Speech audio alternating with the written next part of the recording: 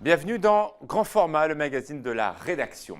Moins d'une personne sur deux skie dans les stations de première génération. C'est le cas de Megève, c'est le cas par exemple de Morzine, alors que dans les stations de Tarentaise, ils sont quand même en grande majorité à être skieurs. C'est près de 8 personnes sur 10 qui pratiquent le ski, par exemple à Val Thorens. Mais en tout cas, eh bien, le marché change et c'est un petit peu pour ça, Pauline Courceau, que vous avez travaillé sur ces alternatives au ski.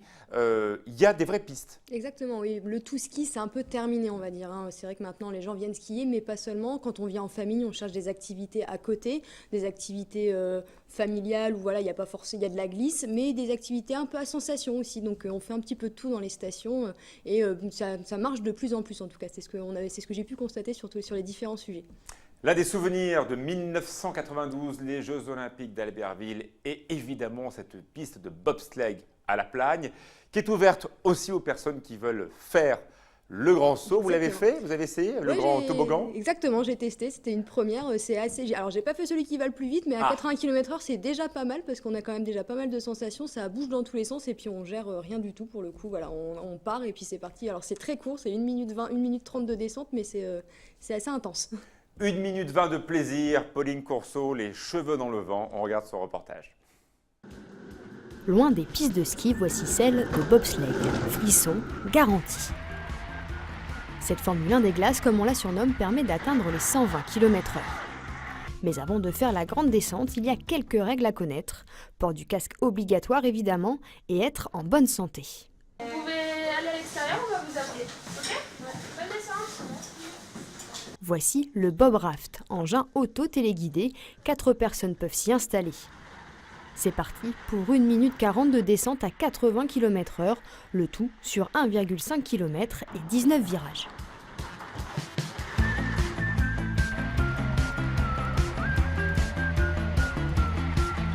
Non, franchement, pas peur. Enfin, on sent que c'est sécurisé, ça bouge bien. Donc, Par rapport à ce que vous attendiez, c'est cohérent, c'est plus vite? c'est cohérent, je pensais pas qu'on bougeait autant en vertical. Génial, hein, fabuleux. Merci aux amis qui m'ont payé ça. Ça va super vite et on voit très très bien, donc c'est génial. Une expérience unique en France et qui attire chaque année de plus en plus de monde. On propose une activité d'après-ski qui est très recherchée maintenant dans toutes les stations, hein, qui nous envie beaucoup d'avoir une piste olympique à la Plagne. Et puis, effectivement, en cas de mauvais temps, en cas de jour blanc, de neige, de pluie, eh bien, on a une clientèle qui est un peu plus importante. Ouverte au public depuis 1992, la piste a besoin de beaucoup d'attention. Une association de 18 personnes gère son fonctionnement. Un coût important mais nécessaire. Le savoir-faire de la Plagne est d'ailleurs reconnu partout dans le monde. C'est un métier très particulier. D'ailleurs, les glaciers de la Plagne ont participé activement à la mise en glace et à la réalisation de la piste de Sochi, donc les derniers Jeux Olympiques. Et ils viennent de préparer et d'homologuer la piste de Pyeongchang en Corée. Donc, ce qui veut dire qu'on a une expertise et une connaissance qui fait qu'on est reconnu au niveau international. C'est quelque chose qui coûte extrêmement cher en entretien, en participation, en réglage, en animation et en réalisation. Bien sûr, cette descente a un coût de 45 à 122 € par personne suivant le choix de l'engin. Mais une expérience presque unique au monde, la Plagne fait partie des 11 pistes construites à travers le globe. Alors Pauline, vous avez testé pour nous? Bah oui, j'ai testé et c'est Cool. vrai que ouais, c'est vraiment chouette, ouais, c'est vraiment une expérience à vivre. Je pense que même entre la luge, qui est un peu squeletton, et l'autre bobsleigh un peu plus olympique, je pense que là on a encore plus de sensations. Mais déjà là, on se rend bien compte des virages, de la vitesse et on en prend plein la figure. Ouais. C'est l'un des événements stars l'hiver en Savoie-Mont-Blanc. C'est bien sûr la grande odyssée Savoie-Mont-Blanc, des courses en chien de traîneau que l'on a retrouvées dans plusieurs massifs, dans le Faucigny, au Pays du Mont-Blanc et également en Maurienne. Alors un véritable phénomène de mode qui se décline également pour les vacanciers. On peut comme ça, pendant quelques minutes, eh bien, savourer le parcours de Jack London. Vous l'avez fait vous aussi? Oui, j'ai testé aussi, c'était du côté des Arcs. Ouais, j'avais déjà testé un peu avant, mais c'est vrai que c'est sympa, c'est une balade, voilà, on est avec les animaux, il y a le côté avant, on prépare les animaux, on prépare les chiens. Et puis là, pour le coup, j'ai rencontré vraiment 2 passionnés, ils ont 49 chiens. Ils vivent avec leurs chiens. Hein, alors, ils vivent avec leurs chiens, impressionnant, ouais, ils vivent vraiment à côté, Il y a plus de vie à côté, c'était hein. leur condition pour venir ici aux Arcs, ils sont installés il y a 2 ans, c'était leur condition, c'était vivre à côté des chiens sur le domaine qu'ils leur ont donné, c'était vraiment la condition sine qua non pour qu'ils viennent. Et bien voilà, on va découvrir ensemble une randonnée pour vous et pour nous, hein, évidemment, on quitte la compétition, pourquoi pas à la fin d'une piste de ski à 17h, 2 heures en chien de traîneau. Pauline Courceau a resté pour nous. Niché au cœur de la station des Arcs, 49 chiens de traîneau vous emmènent en balade. Allez, ok, devant, c'est parti. Bérengère et Vincent sont des passionnés et il faut pour gérer toute cette meute. Dès que les harnais sont sortis, c'est le compte à rebours. Chaque chien en a un différent suivant le gabarit ou encore le poste qu'il occupe dans l'attelage. Là, c'est ce qu'on appelle un harnais X-Bag. Donc du coup, vous allez voir, il y a un X qui est à l'arrière ici, qui permet vraiment d'avoir une traction qui va partir du poitrail du chien et qui sera bien répartie à l'arrière du dos. Dans un attelage, chaque chien a un poste bien défini. Le but est de pouvoir réaliser les meilleures combinaisons physiques possibles. Les chiens qu'on met ici le plus proche du traîneau, c'est ce qu'on appelle les wheel dogs. Ça, c'est des chiens bien costauds, de bon gabarit.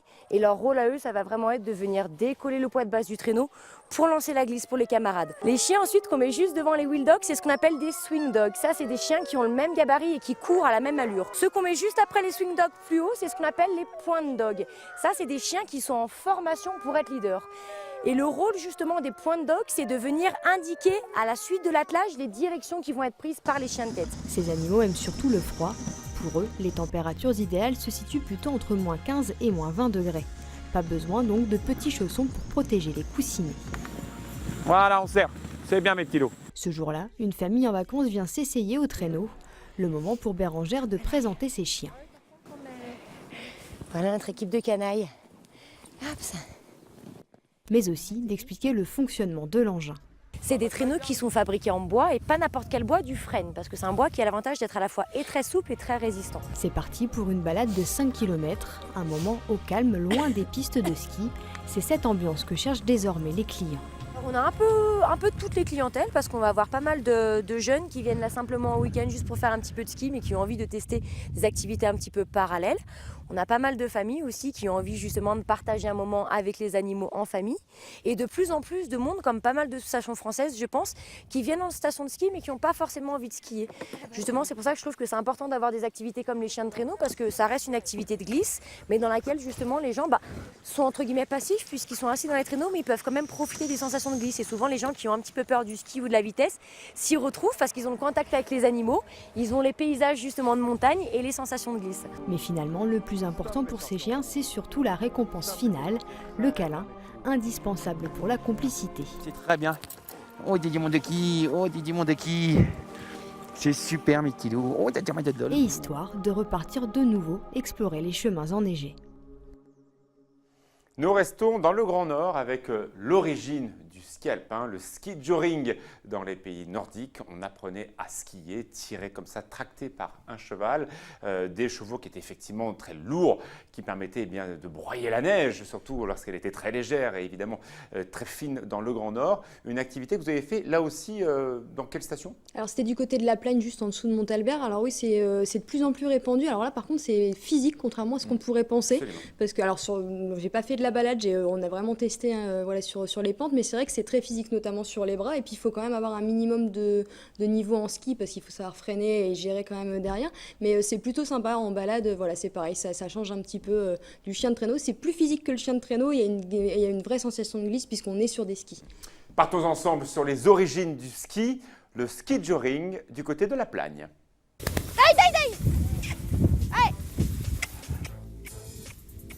Lancés à pleine vitesse, ces chevaux tractent les skieurs.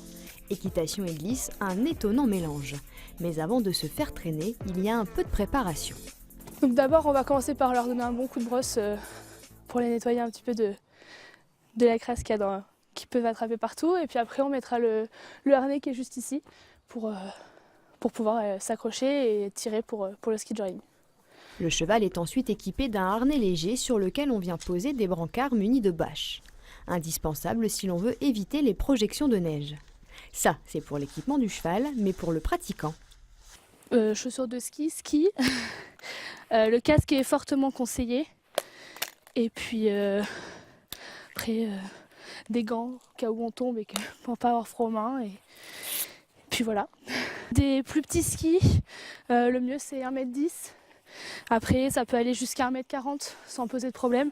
Le tout, c'est de ne pas avoir des skis qui touchent les membres arrière du cheval pour pas que ça gêne et que ça blesse. Ski chaussée. Dernière consigne pour diriger son cheval. Alors donc grâce aux deux manettes, donc celle de droite ça va être pour aller à droite, celle de gauche en tirant dessus pour aller à gauche, et grâce aux deux on va pouvoir s'arrêter en se mettant un peu en arrière et en tirant dessus. Il ne faut pas forcément être un skieur émérite, mais il faut tout de même posséder les bases. Importé des pays nordiques, la pratique est de plus en plus répandue.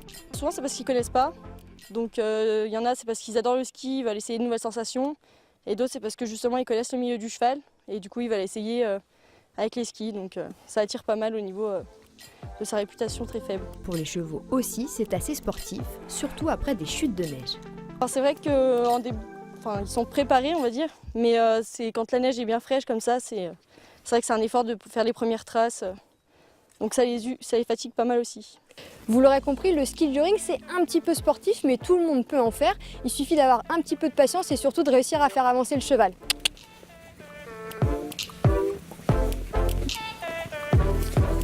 Oh, mais je la connais. Ah oui, il faut bien essayer. Hein. Adoptée? Vous l'avez adoptée? Adopté, ouais. Si, sur les balades, ouais, c'est vraiment sympa. Et même en famille, c'est vrai que c'est une balade plutôt sympa. Bon, ça, le problème, c'est qu'aujourd'hui, elle n'est pas du tout en place. Le modèle de financement, bien sûr, des stations de sport d'hiver, c'est évidemment les forfaits de ski, les remontées mécaniques. Si tout le monde commence à faire ce type d'activité, qu'est-ce que vont devenir les télésièges, téléphériques et autres Alors le but, c'est pas de remplacer le ski, c'est d'apporter autre chose parce que on l'a vu, le bobsleigh ou le chien de traîneau, ça peut se pratiquer après les horaires de ski, ça peut être le soir ou tôt le matin, on n'est pas obligé de faire une journée tout ski, et puis ça peut être une journée sur toute la semaine. Ça n'empêche mais que, là, on voilà, parle fait quand même même d'activités du ski, entre 50 et 100 €, donc forcément, les consommateurs, ils vont choisir entre prendre par exemple un forfait 7 jours ou un forfait 5 jours, et les 2 jours où ils ne skient pas, tester ce type d'activité. Effectivement, maintenant, voilà, ça fait aussi venir dans une station. Le bobsleigh à la plagne, ça peut faire venir dans une station. Si les gens sont pas, il y a même des gens qui viennent à la piste de bobsleigh qui sont pas forcément dans la station de la plagne. Alors ils sont pas très loin, ils sont aux Arcs par exemple. Mais voilà, ça les fait venir dans la station et après ils consomment aussi dans la station. Donc finalement, voilà, de toute façon, maintenant les stations font aussi la mise en avant de tous ces sports un petit peu différents du ski et du snowboard parce qu'ils savent très bien que voilà, faut un panel parce qu'il y a plein de gens qui viennent aussi en station et qui viennent pas forcément skier. Mais il y aura toujours des skieurs. De la numérisation de ces sports. Avez-vous constaté que les personnes qui ont testé ces sports sont plutôt très concentrées sur ce qu'ils vont ramener comme image parce que la GoPro, parce que le téléphone portable et l'Instagram qui va bien, ou ils vivent quand même encore l'événement en temps réel? Alors ils vivent encore l'événement. Sur le bobsleigh, moins. Sur le bobsleigh, on est vraiment sur de la sensation. Donc voilà, à la fin, on récupère sa petite vidéo avec la GoPro, on vient chercher la vitesse, on vient montrer aux copains qu'on a fait quelque chose d'assez exceptionnel. Le chien de traîneau, par exemple, les personnes qu'on a croisées, que j'ai croisées, ils prennent des photos avant, ils prennent des photos pendant la balade, mais ils profitent parce qu'on est vraiment sur une balade qui est plus longue. Et là, on profite vraiment. Donc oui, ils viennent toujours profiter. On profite quand même encore de la montagne dans ces sports-là. Merci beaucoup, Pauline Courceau. C'était l'une des séries à découvrir dans grand format, le magazine de la rédaction.